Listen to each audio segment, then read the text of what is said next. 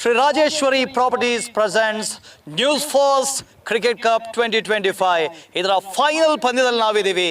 ಈ ಹಿಂದಿನ ಎಲ್ಲ ಪಂದ್ಯಗಳನ್ನು ನೋಡಿದ್ದೀವಿ. ರಣರೋಚಕವಾದಂತಹ ಪಂದ್ಯ ಆಗಿತ್ತು. ಇದು ಫೈನಲ್ ಪಂದ್ಯ, ನಾವೆಲ್ಲರೂ ಕಾದು ಕುಳಿತಿದ್ದಂತಹ ಫೈನಲ್ ಪಂದ್ಯ.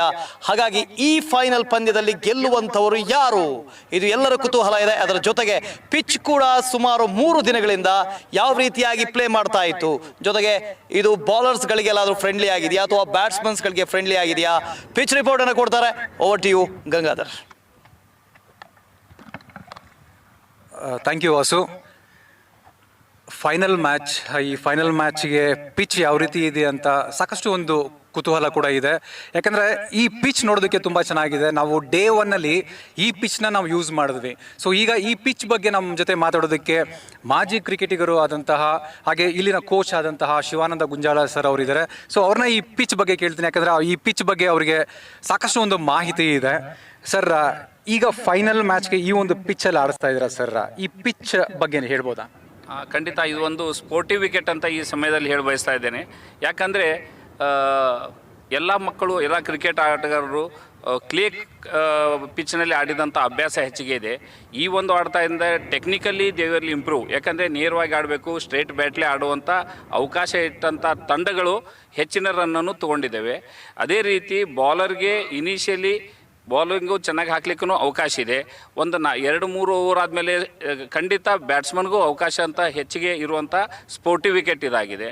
ಯಾಕಂದರೆ ಫಸ್ಟ್ ಬ್ಯಾಟಿಂಗ್ ಆಡಿದಂಥ ತಂಡ ಒಂದು 67.31 ಎವರೇಜ್ನಲ್ಲಿ ಬ್ಯಾಟಿಂಗ್ ಆಡಿದೆ. ಆಮೇಲೆ ಚೇಸ್ ಮಾಡಿದ್ರು, ಹೆಚ್ಚಾಗಿ 8 ಸಲ ಚೇಸ್ ಮಾಡಿದಂಥ ತಂಡಗಳು ಗೆದ್ದಿದ್ದಾವೆ.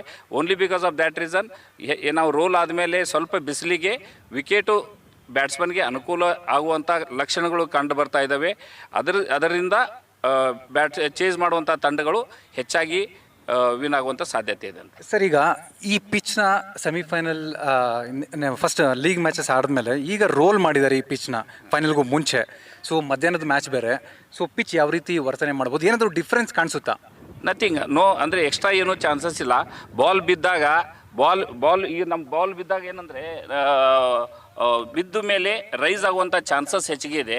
ಅದು ಯಾವುದಾದ್ರೂ ಒಂದು ಸಣ್ಣ ಪುಟ್ಟ ಏನಾದರೂ ತೊಂದರೆ ಇರಬಾರ್ದು, ಅದಕ್ಕೆ ನಾವು ರೋಲ್ ಮಾಡಿ ಫ್ಲ್ಯಾಟ್ ಮಾಡಿದ್ದೇವೆ. ಲೈಕ್ ಇದರ ಶೈನಿಂಗ್ ಕಾಣ್ತಾ ಇದೆಯಲ್ಲ, ಇಲ್ಲಿ ಬಿದ್ದಂತಂದರೆ ಬಾಲು ನೇರವಾಗಿ ಬ್ಯಾಟ್ಸ್ಮನ್ಗೆ ಬರುವಂಥ ಅವಕಾಶ ಇದೆ.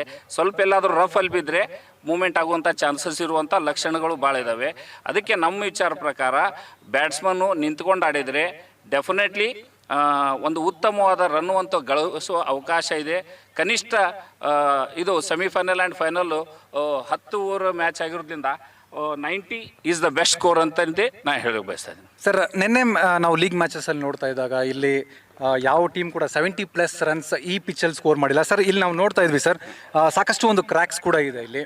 ಸೊ ಈ ಕ್ರ್ಯಾಕ್ಸಿಂದ ಏನಾದರೂ ಎಫೆಕ್ಟ್ ಆಗ್ಬೋದಾ? ಇದು ಬೌಲರ್ಸ್ಗೆ ಹೆಲ್ಪ್ ಆಗುತ್ತಾ ಅಥವಾ ಬ್ಯಾಟ್ಸ್ಮನ್ಗಳಿಗೆ ಹೆಲ್ಪ್ ಆಗುತ್ತಾ? ಇಲ್ಲ, ಇನಿಷಿಯಲಿ ಬೌಲರ್ಗೆ ರೆಫರ್ ಬಂದಾಗ ಬೌಲರ್ಗೆ ಹೆಲ್ಪ್ ಆಗೇ ಆಗ್ತದೆ. ಅದು ಮೇಲಿಂದ ಸ್ವಲ್ಪ ಸ್ಪಂಜು ಇದನ್ನು ಲೆದರ್ ಬಾಲ್ಗೆ ಮತ್ತು ಟೆನ್ನಿಸ್ ಬಾಲ್ಗೆ ಸ್ವಲ್ಪ ಅಂತರ ಇರೋದ್ರಿಂದ ಅದು ಮೇಲಿಂದು ರೆಫರ್ ಹೋದ ಮೇಲೆ ಖಂಡಿತ ಬ್ಯಾಟ್ಸ್ಮನ್ಗೆ ಹೆಲ್ಪ್ ಆಗ್ತದೆ. ಸೊ ಬ್ಯಾಟ್ಸ್ಮನ್ಗಳು ವಿಕೆಟ್ ಮೇಲೆ ನಿಂತ್ಕೊಂಡ್ರೆ, ಎಕ್ಸಾಂಪಲ್ ಸೆಮಿಫೈನಲಲ್ಲಿ ಅಲ್ತಾಫ್ ಕಿತ್ತೂರು ಟೀಮು 2 ವಿಕೆಟ್ನಲ್ಲಿ ನಿಂತ್ಕೊಂಡು ಬ್ಯಾಟಿಂಗ್ ನಿಂತ್ಕೊಂಡ್ರೆ, ಪಿಚ್ ಮೇಲೆ ನಿಂತ್ಕೊಂಡ್ರೆ ಖಂಡಿತವಾಗಿಯೂ ಆರಾಮಾಗಿ ಆಡುವಂಥ ವಿಕೆಟು, ಲವ್ಲಿ ವಿಕೆಟ್, ಇದು ಹೆಲ್ತಿ ವಿಕೆಟ್ ಅಂತ ಹೇಳಕ್ಕೆ ಬಯಸ್ತಾ ಇದೆ. ಸರ್, ಟಾಸ್ ಸೋತಂತಹ ಧಾರವಾಡ ಕೇಸರಿ ಕಿಂಗ್ಸ್ ಅವರು ಏನು ಹೇಳ್ತಾ ಇದ್ರು ಅಂದರೆ 100 ರನ್ಸ್ ಬೋರ್ಡ್ ಮೇಲೆ ಹಾಕಿದ್ರೆ ನಾವು ಗೆಲ್ಬೋದು ಅಂತ ಇದ್ರು. ಅಷ್ಟು ರನ್ಸ್ ಹೊಡೆಯೋದಕ್ಕೆ ಸಾಧ್ಯನಾ ಇಲ್ಲಿ? ಖಂಡಿತ ಅವ್ರು ಹೇಳಿದ ಪ್ರಕಾರ 100 ರನ್ಗೆ 90 ಬೆಸ್ಟ್ ಸ್ಕೋರ್ ಅಂತ ಹೇಳ್ತಾ ಇದ್ದೇನೆ. 100 ಆದರೆ 10 ಬೋನಸ್ ಆಗ್ತದೆ ಅವ್ರಿಗೆ. ಆರಾಮಾಗಿ ಸ್ವಲ್ಪ ಕಾನ್ಫಿಡೆನ್ಸ್ ಆಗಿ ಅವ್ರು ಗೆಲ್ಲಲಿಕ್ಕೆ ಅವಕಾಶ ಇದೆ. But 90 is best score. ಯಾಕಂದರೆ ಎಲ್ಲ ಫೀಲ್ಡರು ಹುಲ್ಲಿನ ಅಂಕಣ ಮತ್ತು ಹುಲ್ಲಿನ ಒಂದು ಗ್ರೌಂಡ್ ಪೂರ್ತಿ ಇರೋದ್ರಿಂದ ಡೈ ಹೊಡಿಲಿಕ್ಕೂ ಅನುಕೂಲ ಆಗ್ತಾ ಇದೆ, ರೀಚ್ ಆಗ್ತಾ ಇದ್ದಾರೆ. ಅನ್ಇವನ್ ಬೌನ್ಸ್ ಇಲ್ಲ ಯಾವುದೋ ಔಟ್ಫೀಲ್ಡ್ನಲ್ಲಿ. ಸೊ ಅದೊಂದು ಪ್ಲಸ್ ಪಾಯಿಂಟ್ ಆಗಿ ಡೆಫಿನೆಟ್ಲಿ ಫೀಲ್ಡಿಂಗ್ನವ್ರಿಗೂ ಅಡ್ವಾಂಟೇಜ್ ಇದೆ, ಬೌಲಿಂಗ್ನವ್ರಿಗೂ ಇದೆ, ಬ್ಯಾಟ್ಸ್ಮನ್ಗೂ ಸಹ ಎಂಜಾಯ್ ಮಾಡ್ತಾರೆ. ಯಾಕಂದರೆ ಈ ಒಂದು ಬಿಸಿಲಿನಲ್ಲಿ ಈ ಒಂದು ಹಸಿರಿನ ವಾತಾವರಣ ಫೀಲ್ಡರ್ಗೂ ಅನುಕೂಲ ಆಗುವಂಥ ಚಾನ್ಸಸ್ ಇರೋದ್ರಿಂದ ಫೀಲ್ಡಿಂಗ್ ಸೈಡು ಅನುಕೂಲ ಆಗುವಂಥ ಚಾನ್ಸಸ್ ಇದೆ ಸರ್. ನನ್ನ ಲಾಸ್ಟ್ ಕ್ವಶನ್, ಈಗ ಧಾರವಾಡ ಕೇಸರಿ ಕಿಂಗ್ಸ್ ಜೊತೆಗೆ ಅಲ್ತಾಫ್ ಕಿತ್ತೂರು ಸ್ಟಾರ್ಸ್ನ ಕೂಡ ನೀವು 2 ಟೀಮ್ಗಳನ್ನ ನೋಡಿದ್ದೀರಾ. ನಿಮ್ಮ ಪ್ರಕಾರ ಫೈನಲ್ ಗೆಲ್ಲುವಂಥ ಫೇವ್ರೆಟ್ ಯಾರು ಅನ್ಬೋದು? ಖಂಡಿತ ಈಗ ಏನಂದರೆ ಒಂದು ವಿಶೇಷ ಹೇಳಬೇಕಂದ್ರೆ ಎರಡೂ ಟೀಮು ಉತ್ತಮವಾದ ಆಲ್ರೌಂಡರನ್ನು ಹೊಂದಿಕೊಂಡಂಥ ತಂಡಗಳಾಗಿವೆ. ಹುಬ್ಳಿಯಿಂದ ಏನಿದೆ ಅಂದರೆ they are very good combination, ಅವರೊಂದು ಕಾಂಬಿನೇಷನ್ ಚೆನ್ನಾಗಿ ಮಾಡ್ತಾ ಇದ್ದಾರೆ. ಆದರೆ ಅದೇ ರೀತಿ ಧಾರವಾಡದ ಟೀಮು ಸಹ ಉತ್ತಮ ಹೊಂದಾಣಿಕೆ ಇರುವಂಥ ಒಂದು ಟೀಮ್ ಅಂತ ನಾನು ಪರಿಗಣಿಸ್ತಾ ಇದ್ದೇನೆ. ಅವರು ಸ್ವಲ್ಪ ಬಿಟ್ವೀನ್ ವಿಕೆಟು ಮತ್ತು ಏನಾದ್ರಲ್ಲಿ ಸ್ವಲ್ಪ ಇಂಪ್ರೂವ್ಮೆಂಟ್ ಮಾಡಿಕೊಂಡ್ರೆ ಖಂಡಿತ ಉತ್ತಮವಾದ ಕಾಂಪಿಟೇಷನ್. ಯಾಕಂದರೆ ಈಗಾಗಲೇ ನಾನು ನಿನ್ನೆ ನೋಡಿದಾಗ ಲಾಸ್ಟ್ ಬಾಲ್ವರೆಗೂ ನಮ್ಮ ಬಾಲ್ ಬಂದಿತ್ತು. ಆಲ್ಮೋಸ್ಟು ನಿಯರೆಸ್ಟು ನಾವೆಲ್ಲ ವಿಚಾರ ಮಾಡ್ತಿದ್ವಿ ಸೂಪರ್ ಓವರ್ ಆಗುವಂಥ ಚಾನ್ಸಸ್ ಇದೆ ಅಂಥೇಳಿ. ಸೊ ಹೆಲ್ದಿ ವಿಕೆಟು ಇವತ್ತು ಯಾರು ಚೆನ್ನಾಗಿ ಆಡ್ತಾರೆ ಅವ್ರು ಗೆಲ್ತಾರೆ ಅಷ್ಟೇ. Sir thank you sir. ಆಮೇಲೆ ನಾವು ನೋಡ್ತಾ ಇದ್ವಿ ಎರಡು ಟೀಮ್ಗಳು ಕೂಡ ಒಂದು ಒಳ್ಳೆ ಈ ಒಂದು ಟೂರ್ನಮೆಂಟಲ್ಲಿ ಒಂದು ಒಳ್ಳೆ ಬ್ಯಾಟಿಂಗ್ ಇರ್ಬೋದು, ಬೌಲಿಂಗ್ ಇರ್ಬೋದು, ಒಂದು ಎಂಟರ್ಟೈನ್ಮೆಂಟ್ನ ಫ್ಯಾನ್ಸ್ಗೆ ನೀಡಿದೆ. ಸೊ ಹಾಗಾಗಿ ಎರಡು ಟೀಮ್ಗಳು ಕೂಡ ಒಂದು ಸಾಕಷ್ಟು ಒಂದು ಬಲಿಷ್ಠವಾಗಿ ಕಾಣ್ತಾ ಇದೆ. ನೋಡೋಣ ಸರ್ ಯಾವ ಟೀಮ್ ಒಳ್ಳೆ ಪರ್ಫಾರ್ಮೆನ್ಸ್ ಕೊಡುತ್ತೋ ಆ ಟೀಮ್ ಡೆಫಿನೆಟ್ಲಿ ಗೆಲ್ಲುತ್ತೆ.